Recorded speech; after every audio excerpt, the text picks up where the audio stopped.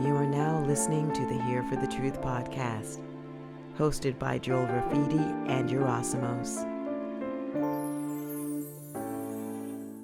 All right, everybody, welcome to episode 84 of Here for the Truth podcast. As always, we have an incredible guest for you. Today is no different. We have Etienne de la Boetie2 in the house. Etienne is an organized crime researcher, educator, and professional speaker.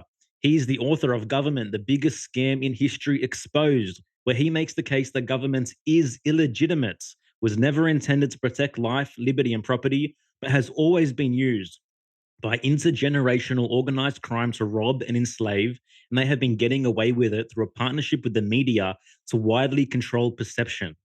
He is a voluntaryist, author, father, technology entrepreneur, ex-Wall Streeter, cyclist, runner, hot yogi, multi-disciplinarian truther, armchair economist, cryptocurrency enthusiast, and a neo-abolitionist. And that's as far as I want to get into that bio, Etienne. Thank you so much for being here for the truth.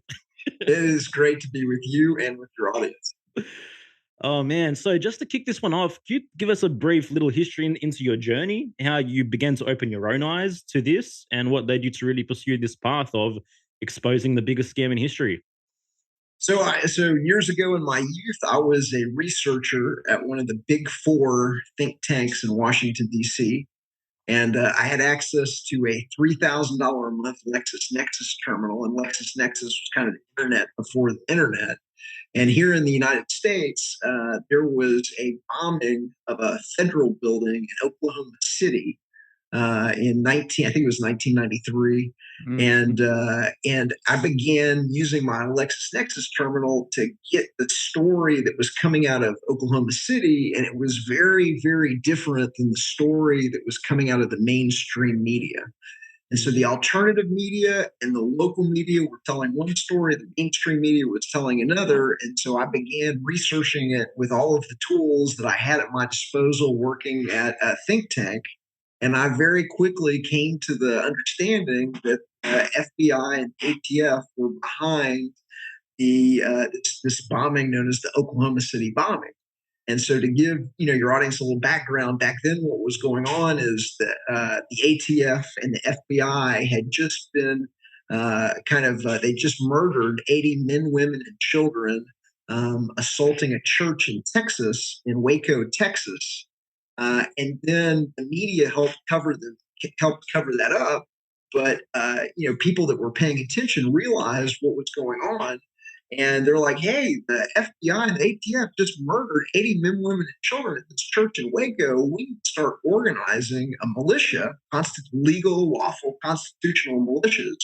And so militias were on the rise in the United States as people realized that that the government was corrupt and they had just murdered these people, and the media had helped cover it up.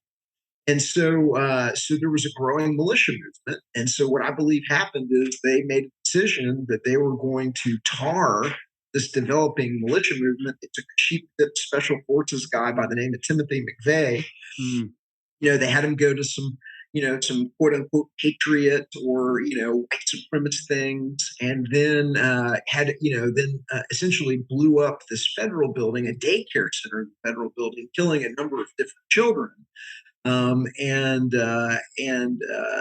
of the physics worked. And so a U.S. Air Force Brigadier General by the name of Benton K. Parton, who actually ran the U.S. Air Force's armament weapons testing laboratory where he blew up buildings for a living, comes out and goes, no, that was not, there's no way that this Ryder truck full of ammonia nitrate fuel oil explosive could have done the damage. There's evidence of Busan damage where you've got, charges had to be placed inside the building. The building blew, not as you would expect, if the truck bomb was in front of the building, everything would have been blown into the building. That's not what you saw. What you saw was everything being blown across the street as if the explosives were placed in the building. And then it was the first time that I'd ever seen anything go down the memory hole. And so during the first responders that arrived on the scene in Oklahoma, they found other explosives in the building. And you had the governor of Oklahoma, you had the mayor of Oklahoma City doing press conferences talking about that they found other explosive devices in the building. You had video of them coming up and removing the other bombs from the building. They actually left people trapped in the rubble, like where their legs were trapped under something. They're like, we're just going to remove these bombs and then we'll be back for you. We'll see you in a second, kind of a thing. And so General Benton K. Parton put together a page report on this. He hand delivered it to over 60 members of Congress, and the media just would not touch it. Even though you've got one of the Air Force's leading experts in explosives and blowing up buildings saying that the entire official story was impossible. And so the next day, all of that information about the other bombs in the building, it all just disappeared. It was gone, and the media just never talked about it again, even though there had been all these different reports about it. And so I began researching this, like I said, with all the tools available with me, working at one of the world's leading think tanks. And I very quickly came to the conclusion that the ATF and the FBI were running an operation to tar the developing militia movement as white supremacists and baby killers, which is exactly what the general public thought had just happened.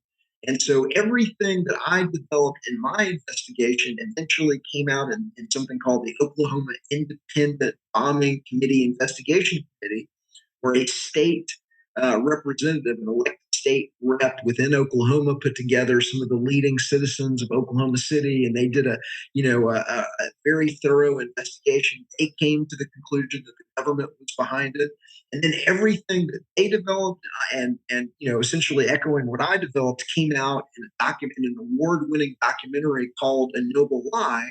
And that documentary you can get for free on BitChute or Odyssey or some of the non-YouTube platforms. And if you watch it, you'll probably come to the exact same conclusion that the government blew up a daycare center full of kids. And so when that happened, I began paying attention, and also collecting evidence and organizing that evidence into uncensorable flash drives that we call the Liberator. But all of that was really what got me started, is when I realized that the FBI and ATF had blown up a daycare center to tar the developing militia. Man, it's just wild when you think about. I feel like there's some parallels too with what's happening in the world today. Like, what's the next question I want to ask here? I'll tell you, why don't I just take you through some of the basics of my philosophy and where I come from, and then that would probably help. I'd probably set the table for the audience. Yep. But the first thing that the audience needs to understand is I'm something called a voluntaryist. And a voluntaryist is someone that believes that all relationships between human beings should be voluntary. Nobody gets to use violence or extortion or threat on anybody else. And that essentially prohibits you from having any kind of government, and that all governments are essentially illegitimate. There's no way to have a legitimate government. You can't have it through coronation. You can't have it through an election. If there's 10 of us on an island, there's no way for 6 of the people to get the ability to use violence or extortion on the other 4. Nobody, the 6 can't vote and say, hey, you 4 are going to do all the work because there's 6 of us and there's 4 of you. And so it doesn't matter if there's 10 people or 100 people or 331 million people. There's no magical additional person that makes what is inherently illogical and immoral now moral and logical because the mob wants to lynch black folks or rob Peter to pay Paul. And so you can't have it, you can't delegate a right that you don't have yourself. So here in the United States, supposedly the government gets the ability to do all the things that it does from we the people. But if I myself don't have the ability to take your money or make up rules for you myself, then I can't delegate a right that I do not have myself to a representative or to a government to do something that I don't have the ability to do myself. And, you can't be bound by a social contract you didn't sign. So government has essentially been the biggest scam in history. And they get away with it. The subtitle of the book is How Intergenerational Organized Crime Runs the Government and the Media. And they've been getting away with it because they've been controlling the information that society receives through this control of academia and control of the media. And on the academia side, in the United States, we're forced to go to a government school where a government teacher teaches us that the government is legitimate before you're old enough to really evaluate the logic and the morality of that claim. And even if you go to a private school here in the United States, private schools all have to teach the exact same curriculum to be accredited. And so that curriculum is that, we get to rule you, you owe us your money, whether or not you choose to vote for us, whether or not you believe in government, whether or not you think the whole thing's a scam. We've got guns, you're going to pay. And so that's essentially been the scheme. And then the media is in on it. Because the intergenerational organized crime system that runs the government, it's not really the government, it's an organized crime system using government as a technique to rob and control the population. When I say intergenerational, it goes all the way back to royalty. And so royalty was the original, intergenerational organized crime. You're going to pay me money or we're going to hurt you. And when monarchy and the divine right of kings fell out of favor, what I believe is, my thesis in the book is that they developed, democracy, where they're tricking the people into thinking that they have a say in the elections. But because it's organized crime at the top, because they're willing to lie and cheat and steal, they're always going to win the elections because they have a disparity of campaign funds. They have control of the media. They're willing to cheat. They're willing to, use black box, unaudited voting machines. They're willing to use, 20,000 mules. They're willing to, do whatever it takes so that the people think that it's legitimate, until you realize how the scam works and you realize there can never, ever be a legitimate government, even if some people decide to vote for it. It doesn't matter if some people decide to vote for it. It's always going to be illegitimate. And so that has been the biggest scam in history. And so what I do in the book, Government, the Biggest Scam in History, is I break it down and I take people through the scam, the 20 techniques, and you find out very quickly that these 20 techniques that we break down in the first part of the book really, we're showing what that technique looked like in the United States. We're showing what it looked like in Nazi Germany. We're showing what it looked like in the Soviet Union. We're showing it what it looked like in East Germany. And so all of those countries are running the exact same playbook. And so it starts with giving you a flag. The flag is artificially, I don't want to give away the whole book, but they slide it to the population as a religion. Y'all got to buy it. Y'all got to buy it. There you go, right there. They don't call it a religion, but they're using all the tools and the techniques of an unethically manipulative religion or a cult, slide religion to these kids before they're, old enough to really evaluate what they're being said. And then they're using, so you get the kids go to the church school where the priest, the teacher, is going to teach them the common prayer of the Pledge of Allegiance. They're going to sing the hymns of the national anthem, and they're going to learn holy documents of the Constitution and the Bill of Rights. And they're going to be taken to Mecca, Washington, D.C., generally in kind of middle school when they're young and impressionable. And they're going to be taken into the cathedral of the Capitol that looks like the Vatican for a reason, where everything is huge and oversized, so you feel small and insignificant. And then they're taken to the temples and they're shown the deities of Lincoln and Jefferson, and it's very hushed, it's very reverent, and they're slowly, immersed into this, this stew of religiosity around the flag and the government and everything like that. And then the media comes around and then they're reinforcing it because every channel, government's legitimate, government's legitimate, government's legitimate, government's legitimate.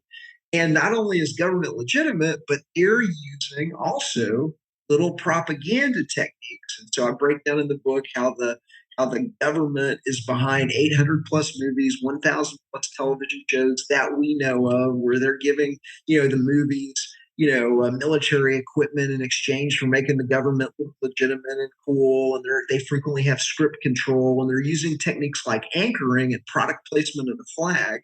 And anchoring is a technique where you'll be in a movie and they'll build you up to a moment of high positive emotion. And the example I always give is Matt Damon escaping Mars. Is he going to make it off of Mars? No, something went wrong. He's not going to make it. No, he's going to make it. Boom! And then boom, they cut to Earth and everybody's waving American flags. And they cut to mission control and there's giant American flags on the backboard and on the wall. And so now they've got you that moment of high positive emotion. They show you the flag, and they've been doing that. Now that you know how it works, now you're going to start noticing it all the time. And in our flash drive that backs up the book, we've got a video from the Michael Bay films, and in just like a small handful of Michael Bay films, he's got over 460 product placements of the flag, and they just cut like a little tiny segment where they show the flag, and they've got a counter that's going bing, bing, bing as they roll through his movies, and you're like, oh my God, I can't believe I've never noticed this before. And then you realize they're running game on you. It's a con game. They're controlling the information the population has. I'm an ex-Wall Street guy, and people, when I say that, like a lot of people, they're like, you're saying that they own you're saying all of the movie studios, all of the newspapers, and all of the television stations are in on it? Yes, because they're stealing trillions of dollars. And so the cost of owning the media, the couple $100 billion you have to spend to control the media, that's just the cost of doing business. That's the marketing budget. Yeah. On Wall Street, like hundreds of billions of dollars seems like a lot of money, to the average Joe. But on Wall Street, we call that mice nuts. It might as well be free, the cost of owning the media.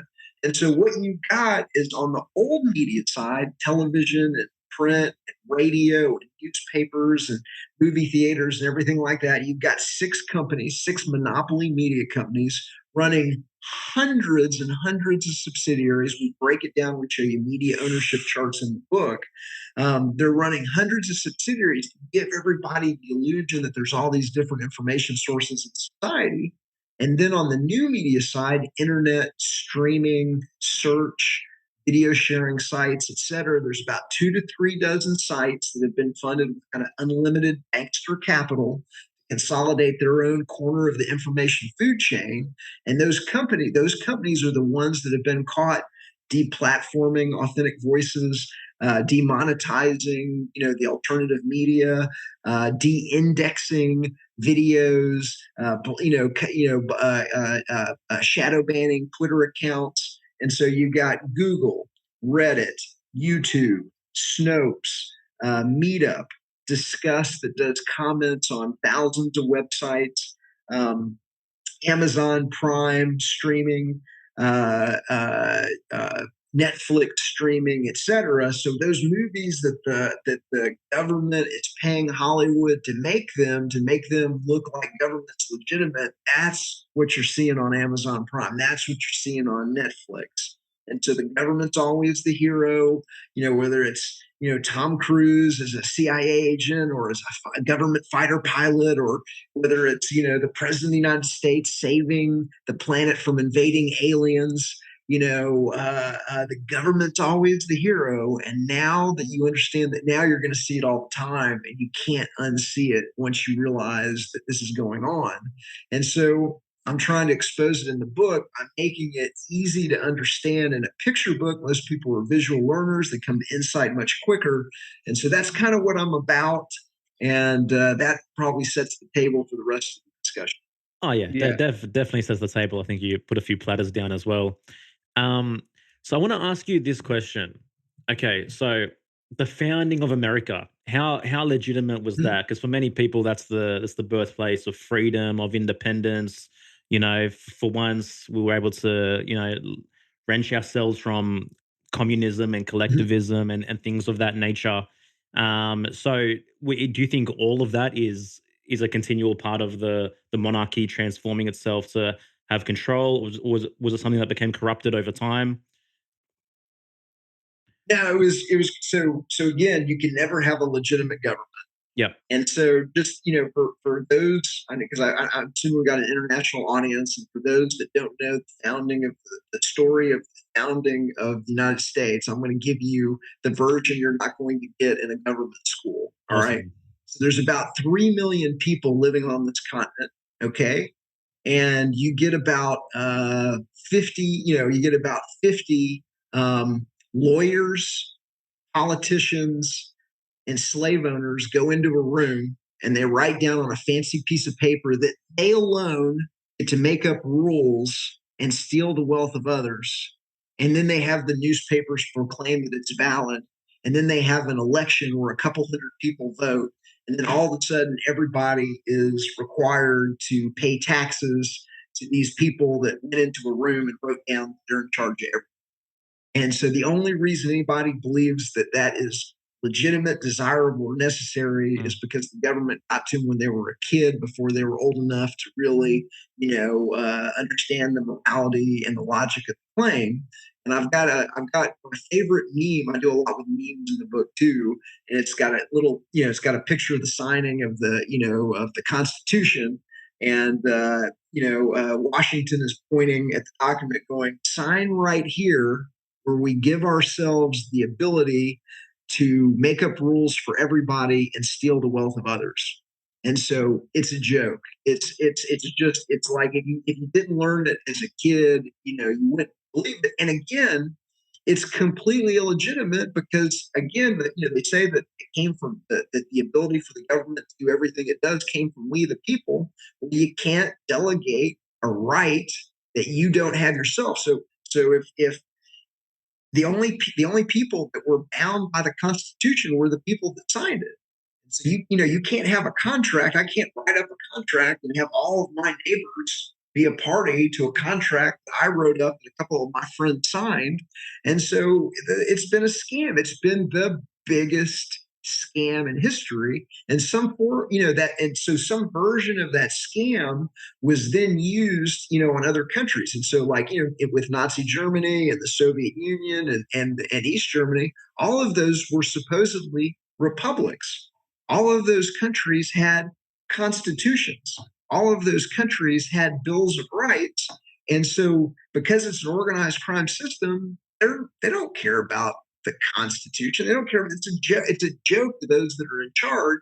And so they just throw it right out the window, just like Hitler did, just like Stalin did, just like the East Germans did, and just like our government does. Our government routinely violates the document that is supposed to give it power. Now, the Constitution was supposed to protect life, liberty, and property, and it has failed miserably. Yep. It didn't limit government, and it doesn't protect even basic rights outlined in the Constitution. Anybody that thinks doesn't believe that, go through an airport and try and explain to them that you have a Fourth Amendment. Go to a traffic stop and try, in the United States and try and claim that you have a Fourth Amendment. The government just doesn't care. They just routinely violate it. So it's a one-sided contract forced on everybody that the government doesn't pay attention to at all. It's just 100%. Anytime they want to throw out the Constitution, they throw out the Constitution. George Bush Jr. called it a goddamn piece of paper. They're laughing at you for even believing in it, in my opinion. Yeah. Etienne, there's this saying that people say often that presidents are selected, not elected. Like, what are your thoughts on that? Do you think like the actual election process is valid at all, even if government is the biggest scam? Like, or do certain people get in a room, 200 people get in a room and go, this is who's going to be the next president for the next 4 years? Even worse than that. So one of the things that we're breaking down in the next version of the book, and it's on my website, it's on the Art of Liberty website, but we break down Barack Obama appears to be a CIA asset. His mom worked for the CIA. His mom, I apologize. His mom's father, his grandfather, was an apparent CIA agent traveling all around the world, putting his daughter in the top schools in Europe, kind of a thing. She ended up working for the Ford Foundation, which is a known CIA front company. Her boss was a known CIA agent. I'm going to get all my facts straight. Hold on a second. Obama's mother worked for Timothy Geithner's father. Timothy Geithner was a U.S. Secretary of the Treasury and the head of the New York Federal Reserve System. Okay, so what are the odds of that? Okay, supposedly Obama is middle class, but he goes to one of the top schools in Hawaii. You know, the absolute number one top preparatory school in Hawaii. He was there's a thing in the intelligence age called a created legend, where they're going to give people unearned accolades and unearned things to create the legend that this is a special kind of person. And so before Obama was even out of college, so first of all, he gets a full ride. He's given a full ride scholarship to, I think it was Pepperdine. Supposedly he went to I'm drawing a blank. Forget that. Went to Columbia. There's no students that remember him. His name does not appear on any of the rosters or school thing, like anything. But he got a degree from Columbia, but nobody remembers him, and his name's not on anything, related to the school. Fox News contacted 400 of the members of that class, trying to find out if anybody knew Obama, and they weren't able to find anybody. He went to Harvard, where he is elected president of the Harvard Law Review without writing a single article. Vanity Fair and the New York Times do profiles of Obama before he's even out of college. His first job out of college is at a company called Business International Corporation, which is a known CIA front company. He's given a teaching position, I think, at the University of Chicago, where they give him an office and a stipend to work on his book. Okay. He's given a book deal with an advance. I could go on and on and on. And then when he gets into power, he essentially gives the CIA everything that they want in Afghanistan. That's a direct quote from Leon Panetta. And so we break that all down at the Art of Liberty website. If you search for Obama, created legend, you will find everything that I just said, all the references, all the documents, referenced out. And so what I think is that that it's just a television show. It's a 100% television show. There's no difference between the Republican Party and the Democrat Party.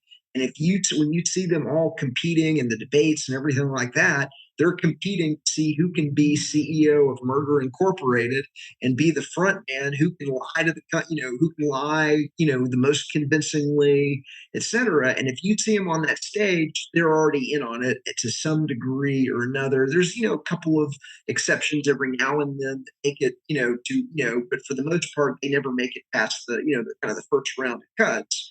And so the best way to control the opposition is to lead it ourselves. And so between the Republican and the Democratic Party, they are 100% aligned on all of the important issues to the organized crime system. They're 100% aligned on the Federal Reserve backstopping the money center banks to create money out of thin air using fractional reserve banking. They're 100% aligned on confiscatory taxation. They're 100% aligned on all of the wars. They're 100% aligned on them giving orders and you following them. And then they fight about football issues of abortion or, same-sex marriage or like whatever it is to, essentially what they've done is they've separated the country into these two the largest potential identifiable voting blocks. You've got urban liberals and rural conservatives. It's either red or blue. And then you're given this what's called a Hobson's choice of these two candidates. And a Hobson's choice is Old Man Hobson ran a livery stable, and you could rent any horse that you wanted as long as it was the black one at the end of the row. And so it's like a fake choice. And so you're given, government A or government B, but you're going to get governed whether you want to or not. And if you don't like it, then they've got a bunch of thugs guns that have been put through these unethically manipulative programs like scouting and explorers and JROTC and ROTC and military training and police training. And by the time they get out of all of that, you can't reason with them. They don't really understand what's really going on.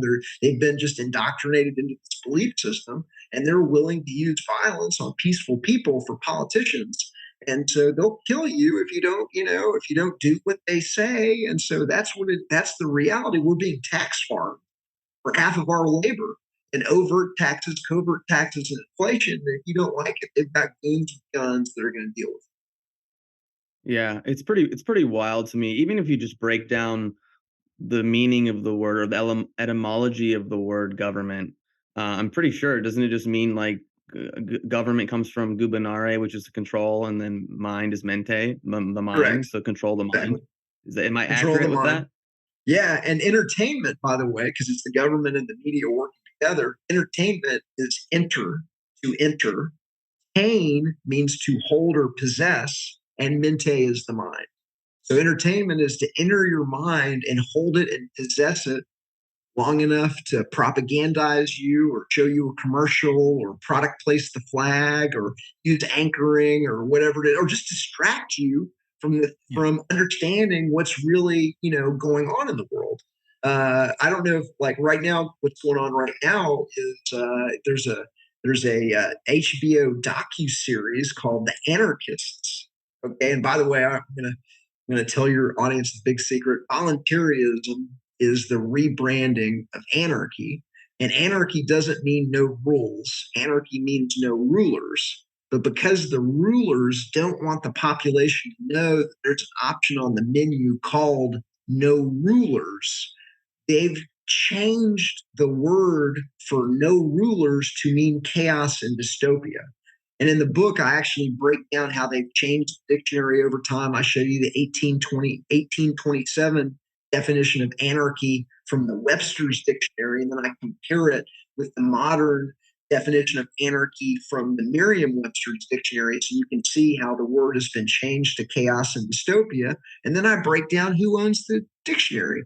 It's the Safra banking family, where the former head of the Council on Foreign Relations sits on the editorial board and makes decisions about changing words like anarchy to mean chaos and dystopia. And so, to give you an example of how the propaganda works, they created a conference called an Acapulco in Acapulco, Mexico, that I've been going to since 2015. They funded, a con man named Jeff Berwick to crowd gather the modern voluntarist anarchist movement, and then they smeared it and steered it using the conference, and then they had a propaganda team from Blumhouse Television who are got a string of propaganda hits behind them, and from HBO to come in and tar everybody and make it look like everybody that goes to the conference are scumbags and drug dealers and everything like that. And so I've been breaking it down how the propaganda works on our Substack at artofliberty.substack.com. And you can actually see, in this one example of that most people that are going to watch this docuseries on HBO, they're gonna think that anarchists are complete scumbags and drug dealers, and they've got PTSD and they're crazy and they're everything like that. Yeah. And that's how they do it because the television is the greatest weapon known to man. It's the control of perception. Can they get you to believe that it's legitimate that they owe you money, that the government is legitimate, the elections are legitimate, that the whole thing is legitimate? The ability to do that is worth trillions and trillions and trillions of dollars. So what if they spend a couple $100 billion a year on producing just a never-ending, stream of propaganda, some of it on anarchists, some of it on conservatives, some, and running conferences. And so the Anarchapulco conference and Jeff Berwick is a complete clone of another conference series called Freedom Fest, where a known CIA guy, a known ex-CIA guy, is running almost the exact same investor newsletter plus media operation plus conference, where they're steering the small L libertarian Republicans and putting, into fake left-right paradigm, government's legitimate and everything like that. And so they're steering these political movements, and they've been caught steering the women's. I break down how they steered the Women's March on Washington. They took over the Tea Party movement. Sarah Palin, Dick Armey, and tens of millions of dollars from Freedom Works hijacked the small L libertarian Tea Party movement and co-opted it into the Republican Party. And so they got millions of dollars to be able to hijack and corrupt any movement to try and bring it down. In the Anarchapulco conference in Acapulco, they're dealing drugs to the attendees. The cast of the HBO docuseries, the anarchists, were the drug dealers at the conference. They're selling cocaine and drugs to the crowd, and then they've got this group of propagandists that are filming the whole thing, making it look like that's what everybody was up to. And so they point the camera at literally the scummiest, nastiest people. The majority of the conference are entrepreneurs and crypto investors and digital nomads and like crazy high quality people. And they just take the camera and they point it at 0.25 of 1% of the conference, and they make it look like everybody at the conference is a scumbag. And so that's how they do it. Can you give us the breakdown on Berwick? Yeah, he's a complete scumbag. He's what I believe Berwick is he was a stock pumper that pumped penny stocks and pump and dump stock operations. He's got a modicum of charisma. He's an actor. Call him an actor, all right. And so what I believe is that they and I break it down in the investigation at artofliberty.substack.com, that I believe they gave him a media operation. I believe that media operation was pumped up using CIA, Facebook, CIA, Twitter, CIA, YouTube, where his videos are actually being distributed to subscribers and things like that, while authentic voices are being deplatformed, demonetized, de-indexed, etc. So he crowd gathers the modern anarchy movement. Yeah. For the first couple of years, when the conference was, he puts it into he puts the conference in Acapulco. They don't want it to go boom. They want to keep it small and they want to stall it. So we're going to put it in Acapulco, that a lot of people won't go to because it's the most dangerous city in the hemisphere. Fear. And because it's the most dangerous city in the hemisphere, fear.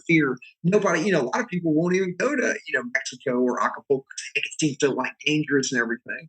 And so, and it's the seediest city in Mexico. So it's Acapulco is like the Las Vegas of Mexico. And they put it in seedy ass Las Vegas. He's an open con man. He'd been conning people for years, something called anarcha-condos and Gulch, Chile, and he had passport scams. And so he's a known bad guy. And anybody that watches his videos are entertaining, but they're completely worthless because you can't share them. Okay, so anybody that's seen an entertaining Jeff Berwick video, he'll share everything that's already out there that everybody already knows. He's not going to break any news or anything like that. He's just going to talk about the CIA would rather you hear it from them and from one of their guys so that he can gatekeep and he can mislead you at the right points in time. And so that's essentially what he was doing, is gathering the movement. In the first couple of years, it was legitimate voluntarist speakers, legitimate voluntarist anarchist speakers. And then around 2018, when it got big, I call it the bait and switch. Here comes Judge Napolitano. Here comes Dr. G-Spot.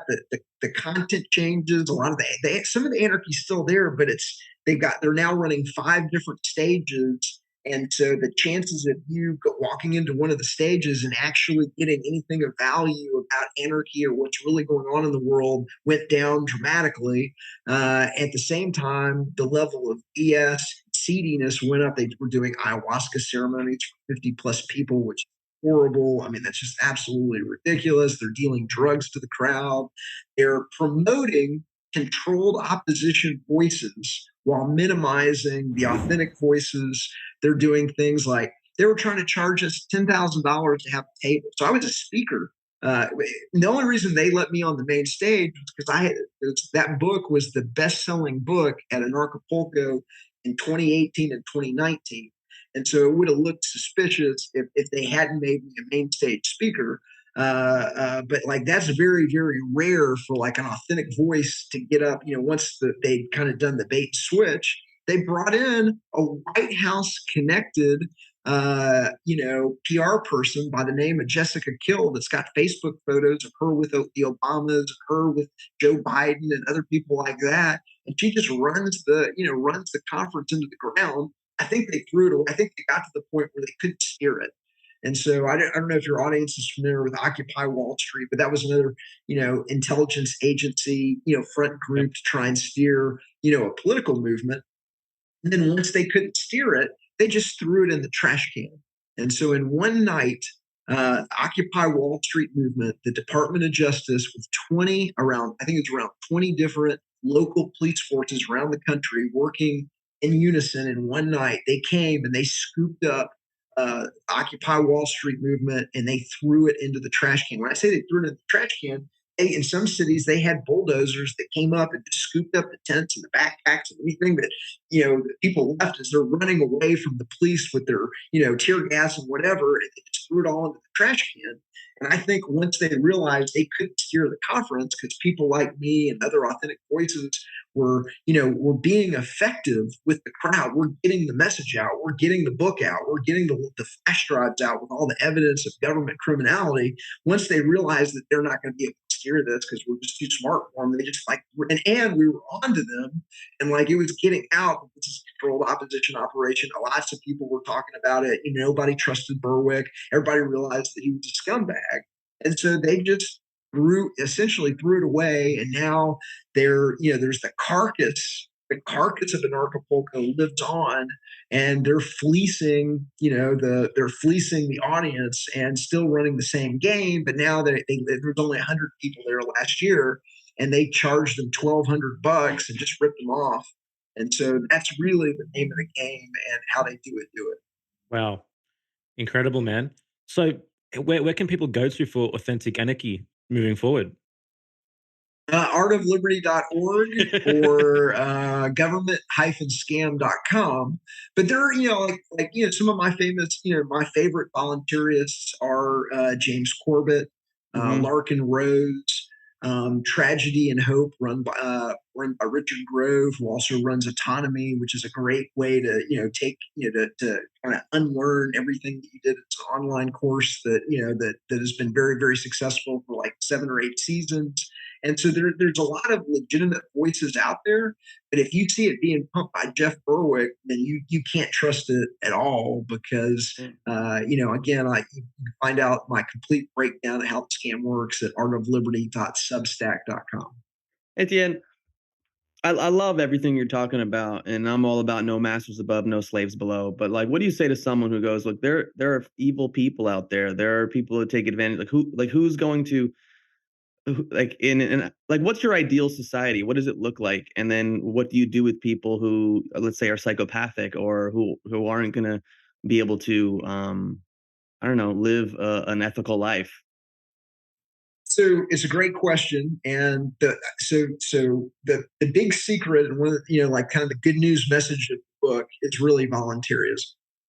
The world is a self-organizing system. It produces spontaneous order. And everything that the government does, if you think about it, it's really they're a provider of goods and services.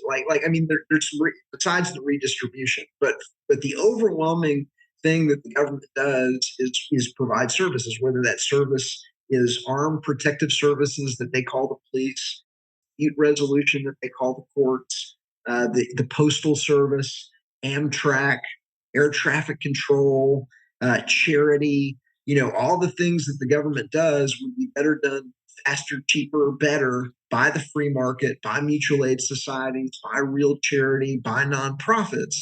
You would still have the police, but it wouldn't be the monopoly police, and they wouldn't have rights that you don't have. And what I mean by that is you have the right to defend your person and your property. That's a right that you possess. You can delegate that right to a security company like Garda or ADT or West Tech or any of these other security companies that provide armed protective response today.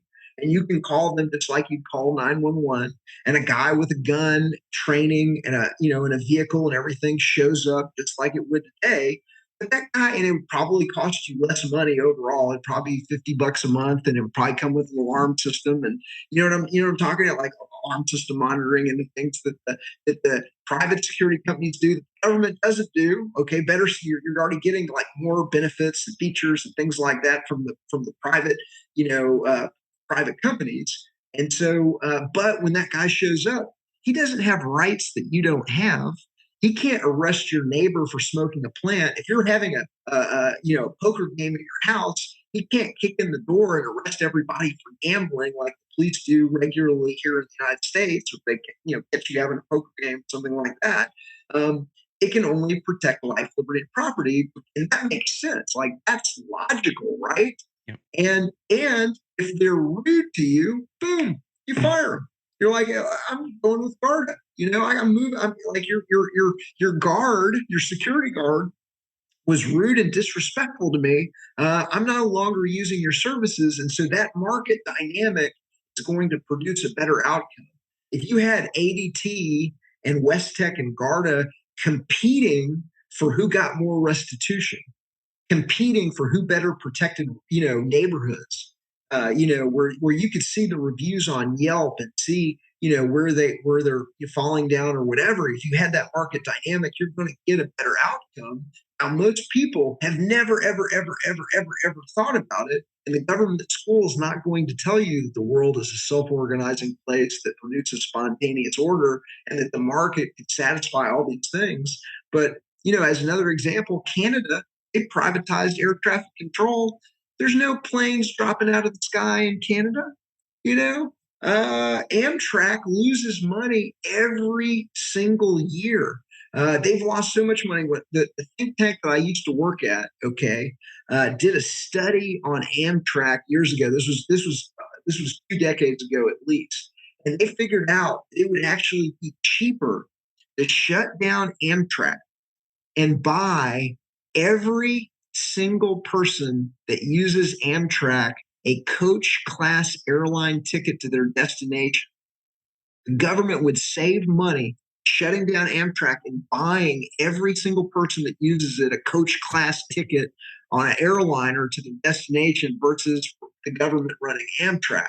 And so that's huge economic misallocation of resources. And so once you get the government's parasite class, this crooked middleman out of the way, people are spending their own money. They're doing it with charities that just now they've got everybody. Imagine if you gave everybody their money back, and imagine if they could spend that with the charities that they knew were making a difference in their community, that they had boots on the ground. They were watching with like a hawk.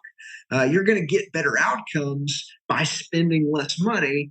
But you'd have way, way, way, way, way more money because the government is stealing over 50% of everybody's income when you include the hidden taxes and the inflation. So most people in the United States, they understand the percentage that they're getting, robbed on the 1040. What a lot of people don't realize is there's a lot of hidden taxes. Every time you pay your cell phone bill, every time you pay your cable television bill, every time you get a hotel room, every time you get a rental car, every time you get an airline ticket.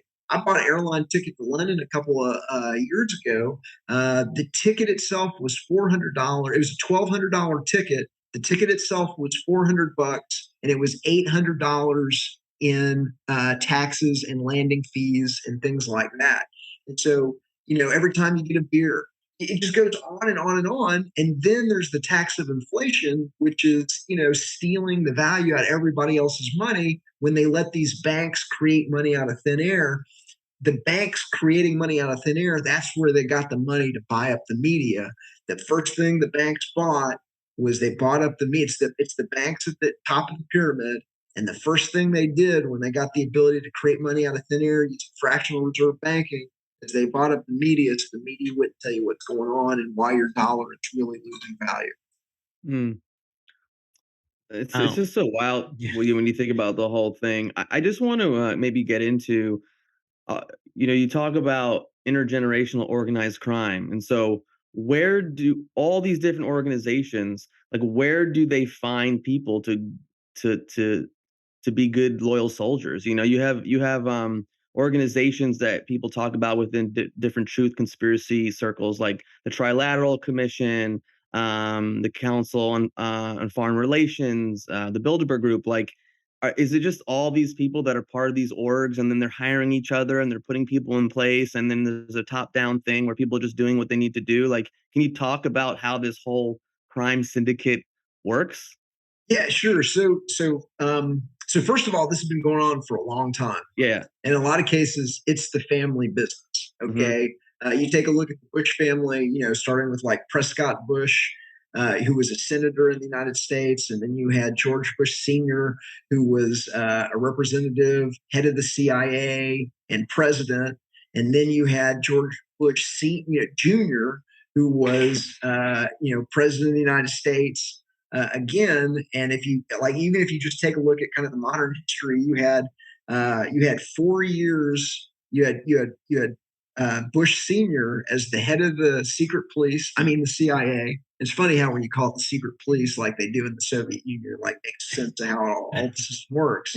And then he becomes vice president for 8 years. Okay, so George Bush Senior is vice president for 8 years, and then he becomes president for 4 years. And then he tags out with the Clintons. And then here comes George Bush Jr. for 8 years, surrounded by all of his dad's henchmen who are really running things and doing everything, for the front man, George Bush Jr.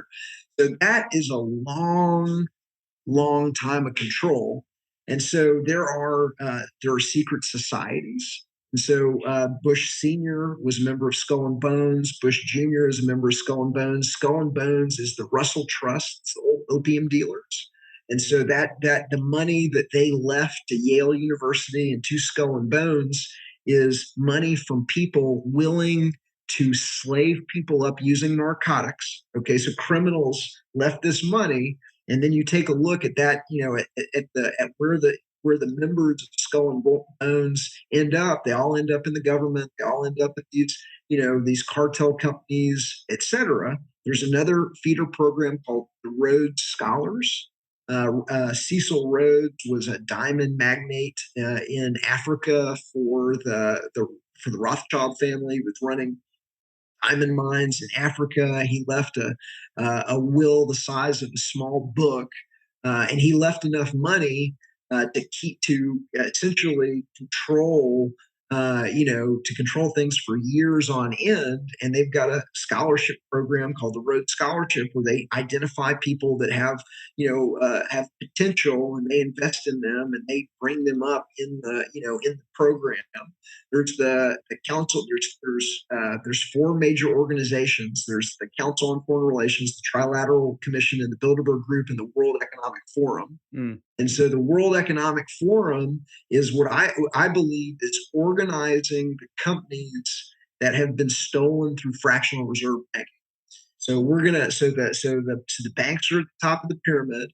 Banks create money out of thin air using fractional reserve banking. They take the obscene profits, and they are giving certain companies unlimited capital to consolidate their own industries. All right. And then those assets are being managed by BlackRock and Vanguard and State Street and Barclays and others. Okay. And then the CEOs are being organized in organizations like the World Economic Forum, Bilderberg, Council on Foreign Relations, and Trilateral Commission. Those are the organizations. I like to say, if you're going to rob the world, you have to have meetings. And so those are the organizations that allow this organized crime syndicate to get together, to get their members together in secure facilities around the world, on a regular basis, where they're able to give everybody the marching orders, whether the marching order is to sell the scam of 9/11 or the scam of COVID or the scam of the Oklahoma City bombing or, the Great Reset or whatever the scam of the day is. Those are the organizations that are organizing the 1,000+ companies that have been consolidated by the banks, stolen. Essentially, they stole these companies with little paper tickets they created out of thin air. And then they're buying up the world with these little paper tickets. And BlackRock and Vanguard are managing the companies that have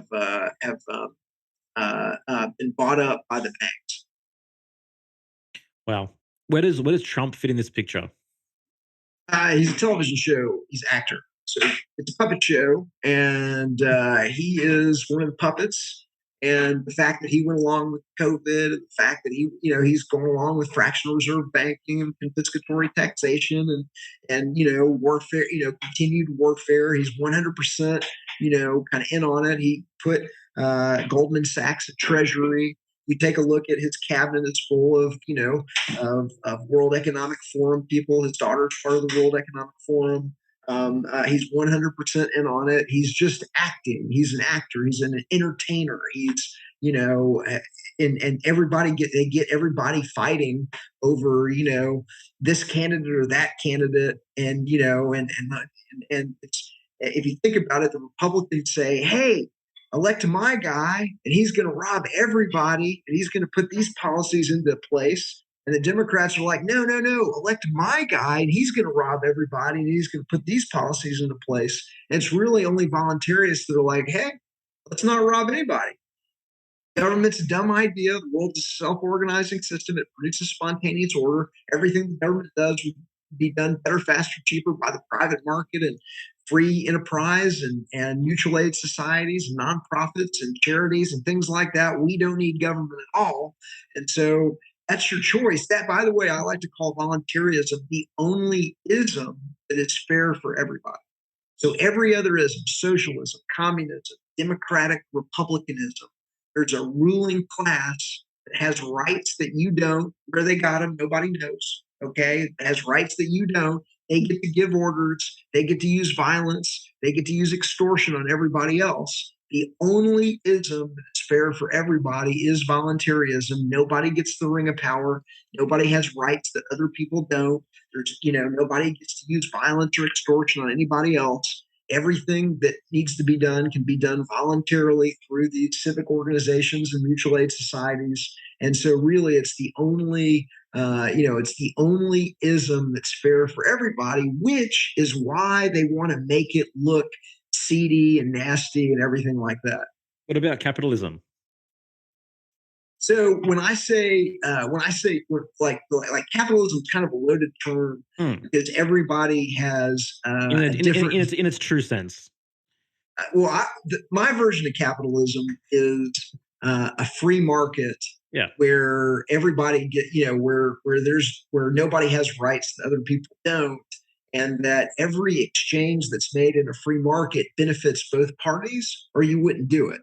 Like when you go to the grocery store and you want to buy a can of beans, you'd rather have the can of beans than the money, and the store owner would rather have your money than the can of beans. And so that's a deal. Everybody wins in that system. That's win-win versus, socialism, communism, democratic republicanism. There's this ruling class that gets to use violence and extortion on everybody else. And that's not free market. We don't have free market capitalism in the United States. We have a mixed economy. The government is involved in the economy in many, many different ways. It's absolutely not a free market. And all of the crimes and the problems that most of people associate with capitalism isn't associated with capitalism, it's associated with crony capitalism. Yeah. And crony capitalism is the government is going to be giving you money, is going to be taking your money and giving it to certain companies for weapon systems that we don't need, to fight wars based on lies and manufactured intelligence, and that has absolutely nothing to do with capitalism. But part of what the government does is just confuse everybody so that people don't understand. They're not even on the same page with the terms. So I just wanted to make sure I defined my terms. Oh yeah, it's one of the most misconstrued and loaded terms out there for sure. So, what are your thoughts on Ayn Rand? I have a son named Rand. So how does that sound? I'm a huge, huge fan of her work. Um, I thought Atlas Shrugged. I've read 1,000+ books. Atlas Shrugged is my number one favorite. Fountainhead is my number two favorite. And I too am looking for Galt's Gulch, where we can get we can create a society that doesn't have any government. Yeah. And so I'm working with something called the Free State Project in New Hampshire, and I think they're going to be the first state that secedes and creates a laboratory of liberty, where we were able to prove that you can have a high tech functioning modern society without government, and that everything that the government provides will just be provided by the free market or mutual aid societies or real charities or private security companies or private dispute resolution companies that already exist today. That like, in fact, most contracts that people, because the government court system sucks so bad, the majority of contracts that get written today specify binding arbitration instead of going to the government's crazy court, produces crazy, ridiculous judgments and has no logic or anything to it. And so you don't want to go to the government's courts. And so most people are already using binding arbitration today, which just kind of proves my point that almost everything that the government does would be done better, faster, cheaper if it wasn't for the government. Yeah, I feel like there's a bit of a online gulch of sorts birthing. There's people who are waking up and recognizing these truths that are being shared here. It's kind of decentralizing. They're withdrawing themselves from these systems which they know are oppressive and totalitarian, and they're voluntarily choosing to work with others who are on the same page. And we're kind of extracting ourselves and building something. And I feel a sense that through particularly the COVID scam in particular, there's been a birth of sorts of people who are beginning to, I guess, really walk that path in a profound way, and I find it pretty exciting, to be honest. I agree completely. You're 100%. The COVID has woken up so many people to the scam of government and the fact that the media is in on it and that the media is lying to them. And so people are figuring it out all over the world. And I think that is the big secret. That's the biggest scam in history. Yeah. I think that once that becomes widely known, like people, I think that it's going to be kind of like the 100th monkey effect, where people are going to just get it. And they're like, oh, the government's been a scam the whole time. It's completely illegitimate. There's no way to have legitimate government. It's been the biggest scam in history. And I think that is going to sweep through society, and like a tidal wave. And it's gonna and if we can get rid of it here, I think every other government is going to fall. And I think that that's why they're trying to bring down the United States right now, is because this is the center of the information revolution. That's where the internet is, that we've got a history of liberty, individual liberty, and limited government, and just protecting life, liberty, and property. And so that revolution is happening here, which is why they're trying to clamp down on it and try and maybe even collapse the economy, just to ensure that it's nobody has any resources to do anything about it once they realize what happened. Yeah. So do you think, with everything that's happening, because I feel like we're just getting bigger and greater government, that the solution is for people to, buy land? And Yeah, and I know I can't tell you how many people I know that are buying land. They're buying it with friends and family, and they're building on it, and they're building self-sustainable communities, off-grid, self-sustainable communities, where if we do hit double-digit or hyperinflation or whatever it is, they can go and they can get they can get agriculturally self-sufficient on a well, and be able to ride out any kind of societal issues that develop from a collapse of currency. The answer your question, bro? It does answer my question. Yeah, well, I'm always curious because it's like, well, what are the steps? Like, there's this bifurcation that's been happening even more so the last like few years. And, the government's doing what it's doing. And it's like, well, we can't just like the system isn't going to just like disappear overnight and then a new system is going to grow. It's, Mhm. what does each individual do to become more sovereign, to be more sufficient in their life. And so, I totally hear what you're saying. I mean, my wife and I are doing it in our own way. Now, granted, we're still in California, so that's a shit show here. But I'm curious to see, how things are going to unfold. Can you, because you've talked about it a little bit about government is the greatest scam of all time, Mhm. but the second greatest scam of all time is COVID. And I heard you give like an executive summary around the whole COVID thing really quickly and succinctly. And I would just love to integrate that into this episode if you're down. So I think the COVID was the manufactured, engineered reason for the bailouts. So we're going to say they spent billions to get trillions, and I think it's a eugenics program. And so some of the families that have been behind the scenes of the government, that have been using government to rob and control the population, especially the Rockefeller family, especially the Carnegies, those two families have been behind the eugenics movement. They left billions and billions and billions of dollars. They were known eugenicists. They funded eugenics. They funded the whole thing. They left billions and billions and billions of dollars to eugenics. They continue today, and so I think that they spent billions to make trillions, and that the real scam of the COVID was the bailouts, and it was the ability for the Federal Reserve to intervene in the Treasury market. So I think the Treasury market was blowing up. The U.S. government was borrowing 1.1 trillion a year by selling bill bonds and notes on Wall Street, and I don't think people were really coming to the auctions. They had been caught doing straw purchases, most famously in Belgium, where former Assistant Secretary of the Treasury Paul Craig Roberts, who was also the editor of the Wall Street Journal, called them out on it and said, "There's no way, like you guys are behind, like." But there's no way that Belgium just spent twice its GDP to buy 140 billion dollars worth of U.S. Treasuries. It looks like they've been doing straw purchases out of the Cayman Islands as well, and I think they had gotten to the point of where they really, they were having to borrow so much more money that they needed to intervene. And so in December of 2019, January of 2020, the Fed began getting caught. Fed is in the United States, the Federal Reserve is prohibited by law from buying treasuries at the auctions. It can buy them in the secondary market, but it can't buy them at the auctions. And so in November, December of 2019, January of 2020, all of a sudden, it came out that the Fed wasn't buying them at the auctions. The Fed was buying them from the primary dealers one day later.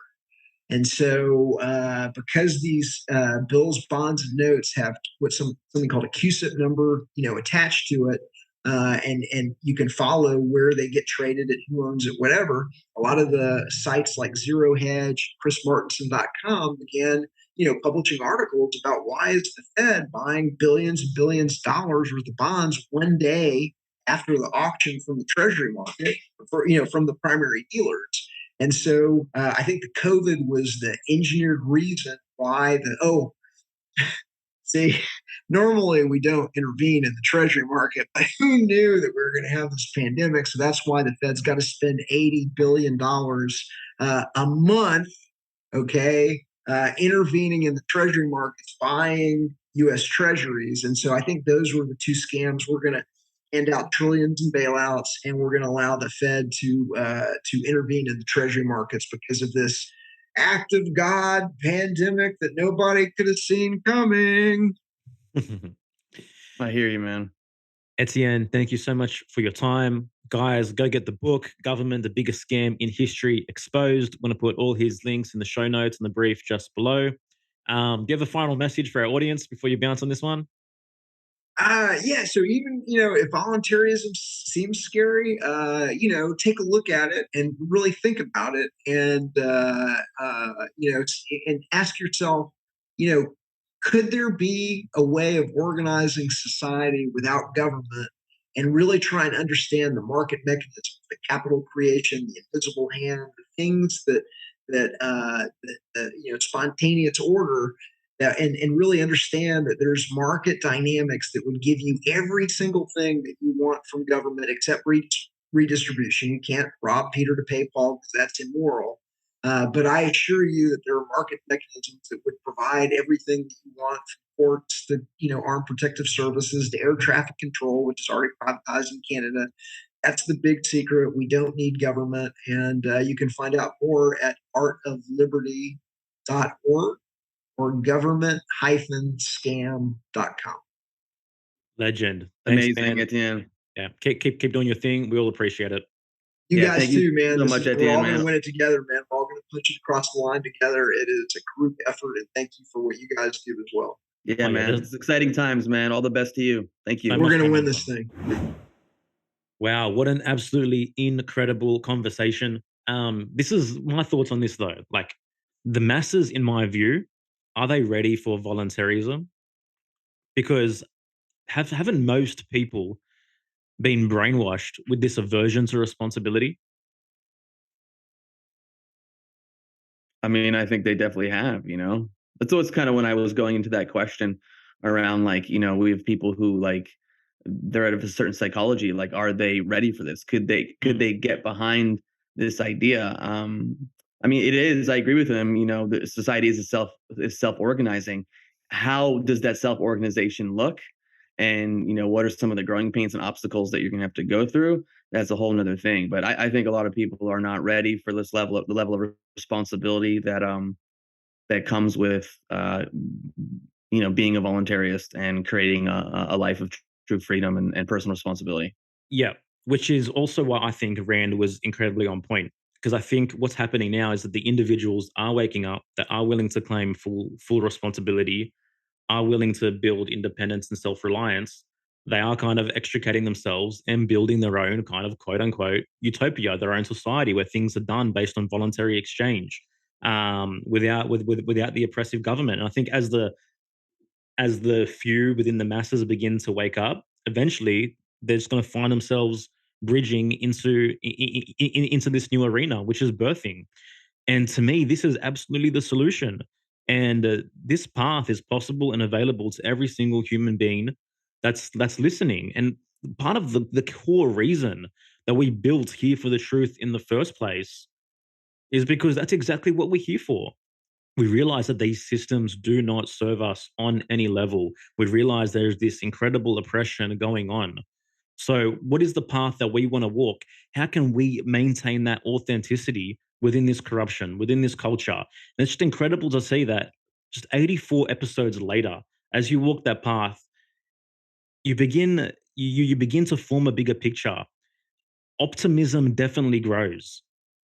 Do you know what I mean? Like it's like when you're in the dredges, when you're just in the thick of it, it's like you can't see any light coming through the forest. But then as you begin to walk it and speak your truth and build independence and build self-reliance, you find yourself connecting, you find yourself growing, you find yourself beginning to see through the trees, so to speak. And honestly, like power can be reclaimed by the individual. And the worst thing for me is people that get trapped in just that doom and gloom narrative and think that we have to wait for every single person to rise up, every single person to stand up, every single person to wake up. Otherwise, everything's fucked. Yeah, I mean, it's not. I kind of don't care if everyone wakes up. I Yeah. mean, it'd be great if that happened, but it's not realistic. I just want to focus on what I can control, And there's something beautiful that happens when you're living your life, when you're living your truth. I mean, I say this all the time, but look at what's happened, what's been going on with us for the last 15 months. None of this would be possible if we didn't stand in our truth. Yeah. If we didn't go, hey, this is what I want to do. This is the life that I want. This is how I want to move forward.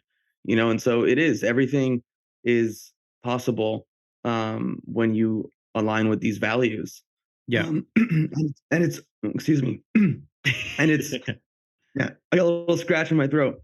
And again, this is a big reason why we created Beyond Here for the Truth, but why we created Rise Above the Herd.